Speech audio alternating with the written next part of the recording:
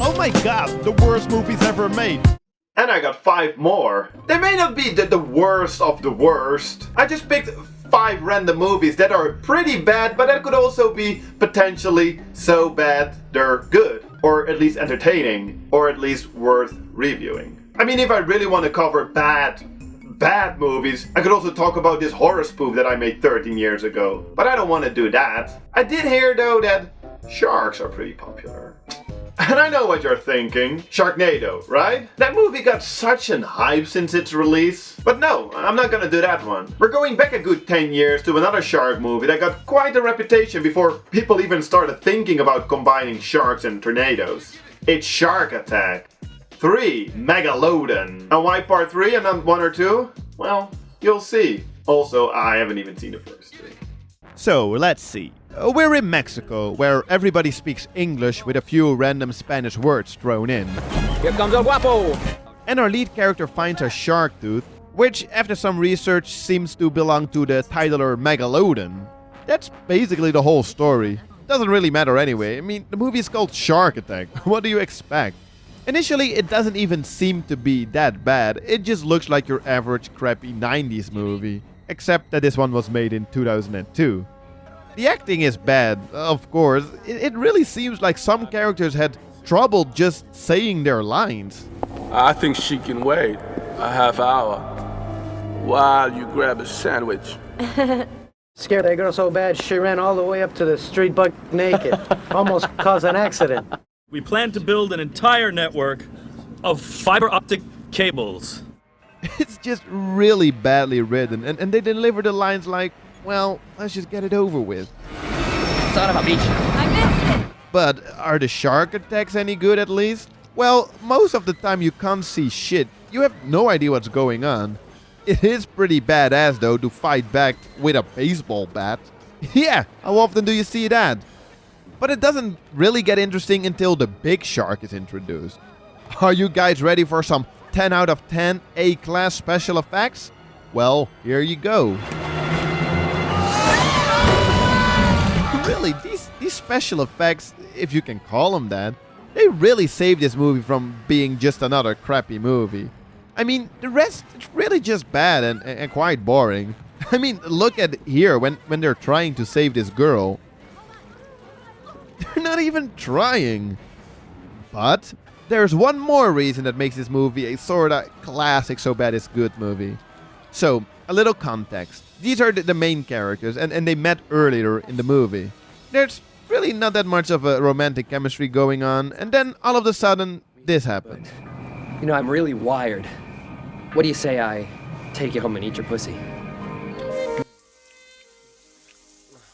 That was so weird. Really, it came out of nowhere. Legend has it though that the actor that he said the line to loosen up the wooden performance by the actress. But she didn't even flinch. Why they kept it in the final cut of the movie though, that is beyond anybody. But I'm glad they did, because it probably made the difference between a forgettable horror movie and, well, a forgettable horror movie with an unforgettable quote. Okay, so what do we have next? Oh, it is Sharknado. I know I'm way too late after all the hype, but I don't think that really matters, does it? Let's take a look. Sharknado is produced by the infamous Asylum studio. I can tell you all about the Asylum, but you're probably better off just watching Your Movie Sucks Thoughts on the Asylum video, which pretty much covers everything you need to know. In short, they produce low-budget, straight-to-video movies often ripped off from major releases by big Hollywood studios.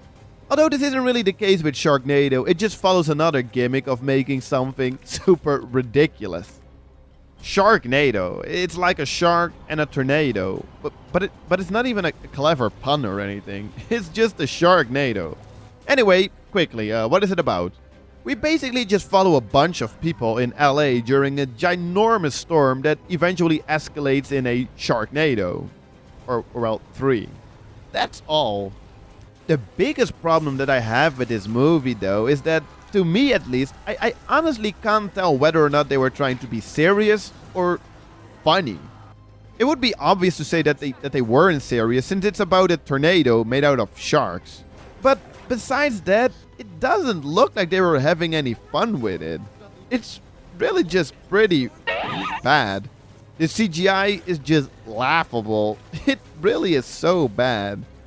The acting and the delivery of their lines, it's at points cringe-worthy.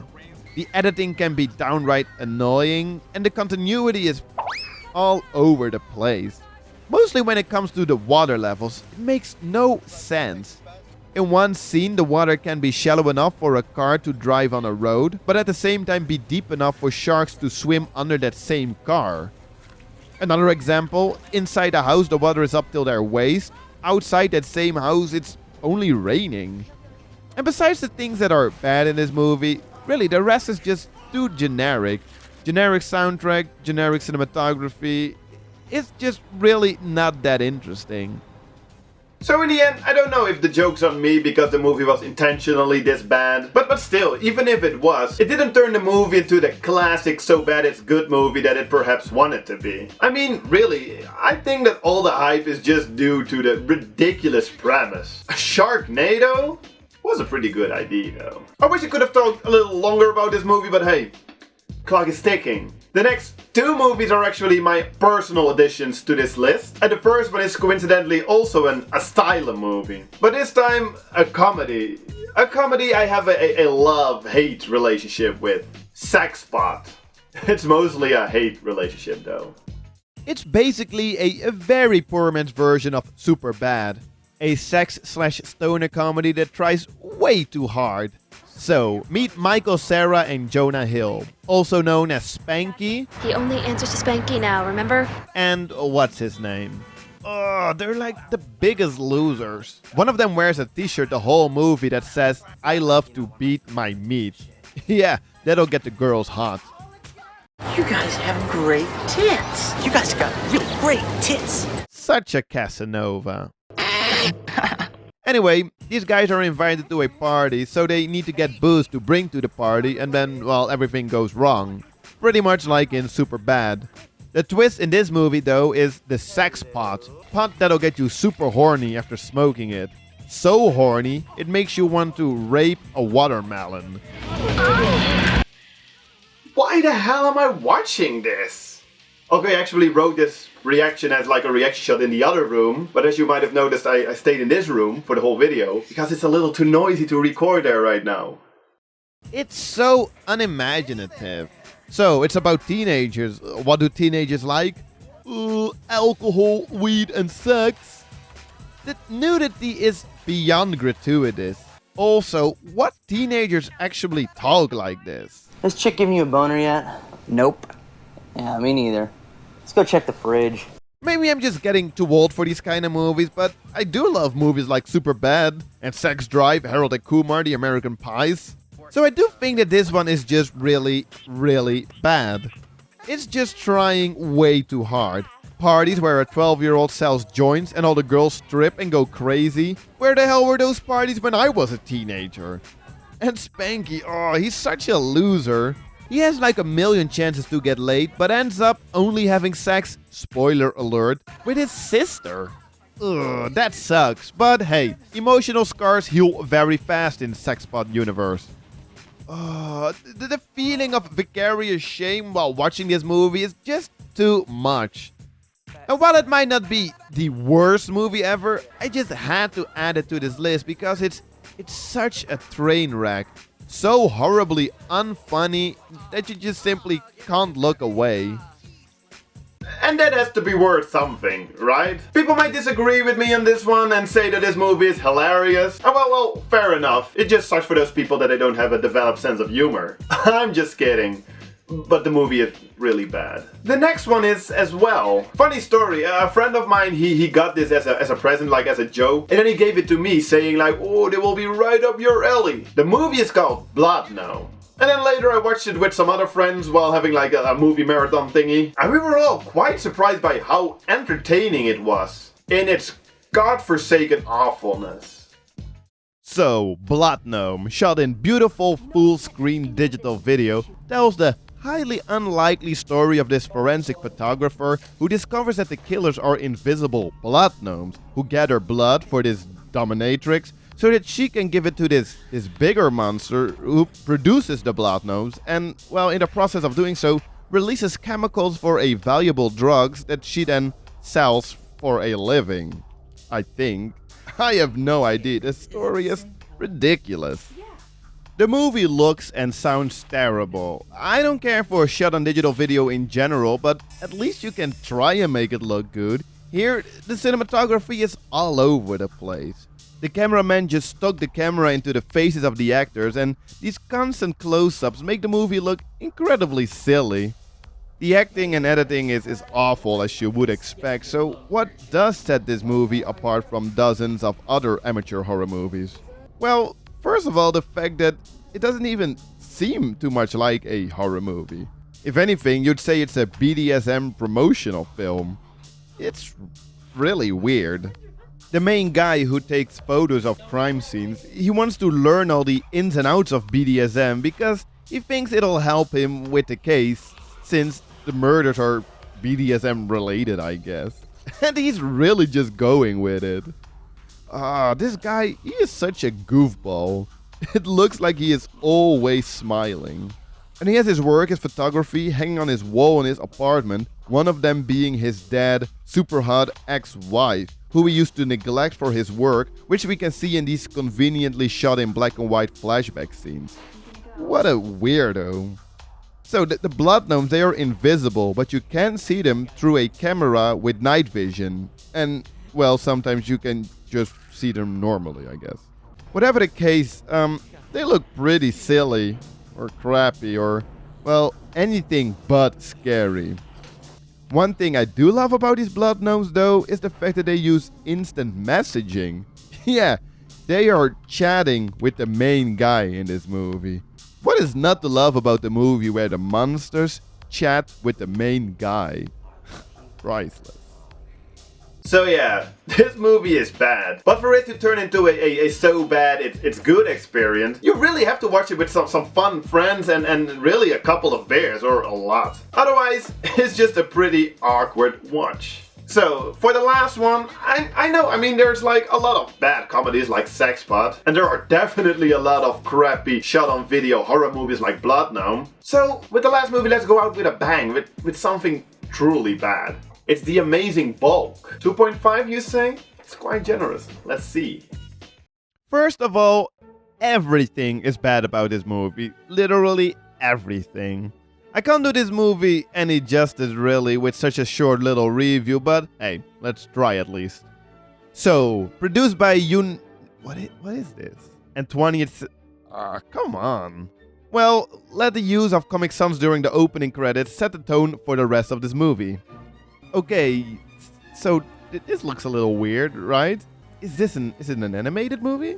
Well, if you consider the likes of Sin City, 300 and Avatar animated movies, then yes. This movie is completely shot with green screen and it looks terrible. This is where the movie starts being hilariously bad, and this just doesn't get tiresome because it really just stays funny. Just check this. I have no words for this, really.